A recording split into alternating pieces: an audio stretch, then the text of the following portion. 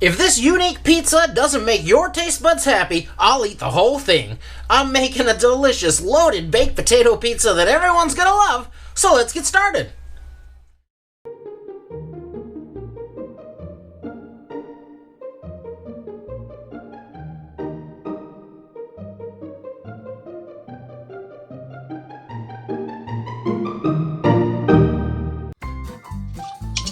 I'm going to start by making some mashed potatoes, and this is a really great way to use your leftover mashed potatoes, but I haven't made any in a little while, so I'm starting fresh, and I need to make these with enough time that I can cook them and get them to cool down enough so they're not super hot when I put them on the pizza.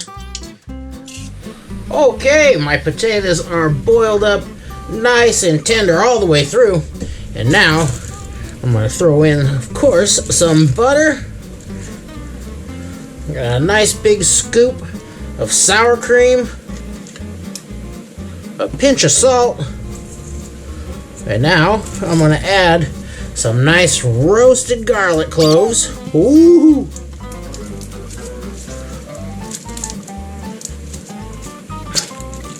And a little secret flavoring ingredient, some ranch powder.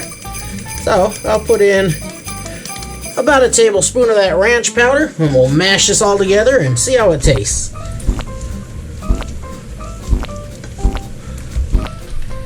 I want to get these nice and smooth, and actually a little thinner than the mashed potatoes that I'd normally be serving up for dinner. So I'll add a little more sour cream to thin those down because I want them to be kind of spreadable. Let's give that a little taste. Check for seasoning. Oh, that roast garlic is good. That's just about right. So I'm going to keep mashing these a little bit to get them real smooth. The potatoes are ready, but I do need these to cool down for a little while, so that'll give me time to crisp up some nice smoky bacon.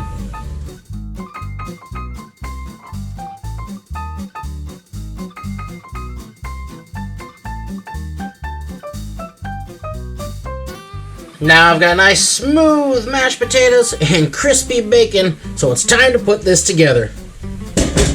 Now I'm using my own homemade dough here today, but whether you make it yourself or you buy a ball of dough at the grocery store or local pizza store or bakery, what you really want to do is get that out way ahead of time and let the temp come up to room temperature, and it's not going to fight you nearly as much as a cold piece of dough.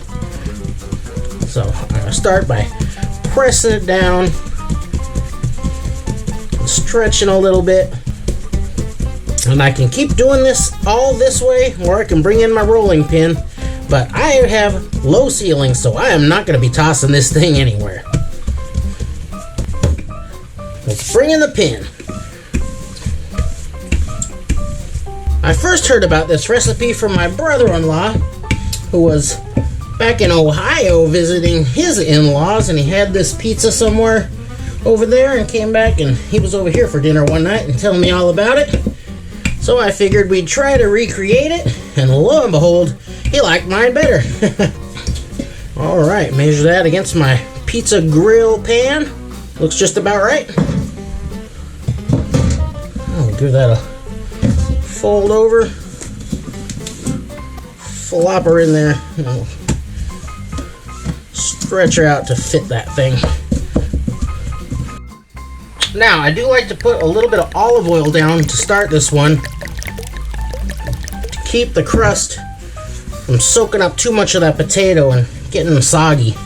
So we'll just put a little shield of oil down there and it works out really nice. Tastes good too. Now, hit that with our potatoes, and these should be nice and spreadable. They're not too cold and thick, so spread those out. A nice even layer.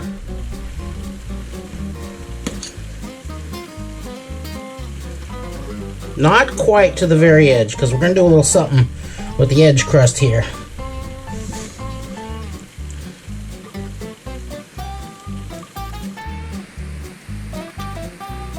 That looks pretty good. Just a touch right there. here's the pizza where you're gonna come in with that orange cheese. I got some nice sharp cheddar here, which goes really, really good with potatoes and bacon, of course. I'm not gonna go super heavy with that cheese so it doesn't get super, super oily. That looks pretty good right there. And I'm bringing that bacon.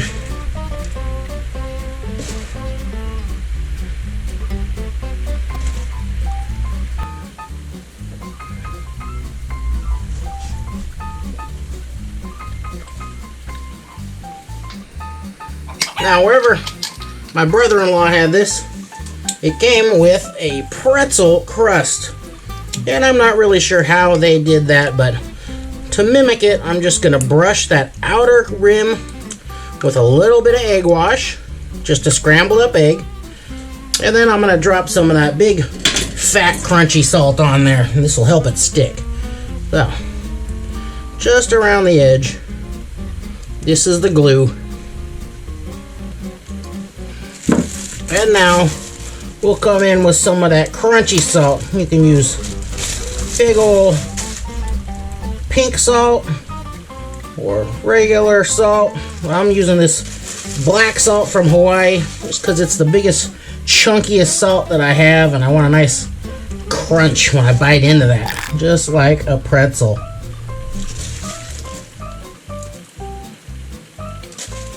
Perfect. Now I've got my grill blazing hot out there, but it's also pouring rain, so I'm not going to be able to get any good video, so let's roll the clip. Now that is just about as high as I can get this grill to go, and the way I like to cook these is to start them over direct heat and then turn off the heat that's directly under the pizza and let the ambient temp inside of the grill finish cooking that. So for preheating, everything's cranked all the way up, of course. Now I'll pop the pizza in and then I'll turn the burner that's right below it down to low, let that go for 4 minutes or so to crisp up the bottom. Then I'll turn that one entirely off and then just let the heat from the other two burners finish baking this thing. So that'll take probably another 9 minutes, but you'll have to fiddle around with your own setup till you get this dialed in, but it is worth it. Now, close it down, turn that one down all the way to low, and then I'll start a timer for about 4 minutes and come out and turn that center burner off. All right, after 4 minutes, I'll turn off that center burner. We'll let the outside two burners finish this off for about another 9 minutes. Now my pizza's out grilling, so it's a good time to make the topping, which is real simple. It's just some sour cream and chive and a little bit of salt. We'll mix that all together and squeeze it right out on our pizza slices.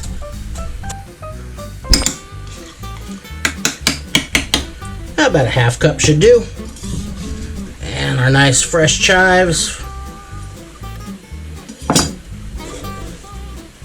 And just a pinch of salt. And just stir that all together. And there is our sour cream topping. Now I'm going to put that in this little plastic bag. And I'm going to use this for piping it onto the pizza. Now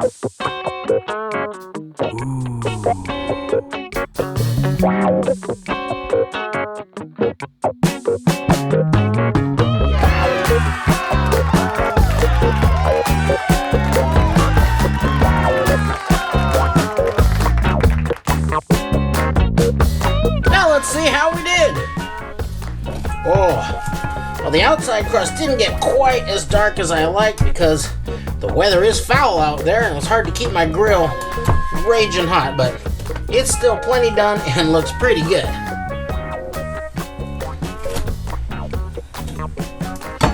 Alright, let's take a look down below. Pretty good. I like a little bit more char, but like I said, the weather is really foul out there. Wind's whipping all around and it's pouring rain, so pretty hard to keep my grill going, but it does look pretty good overall, but what really matters is how it tastes. Whoa, hold on, buddy. I nearly forgot.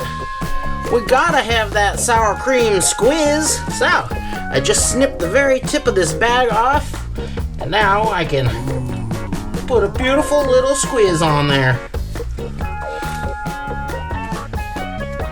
Now that's what I'm talking about.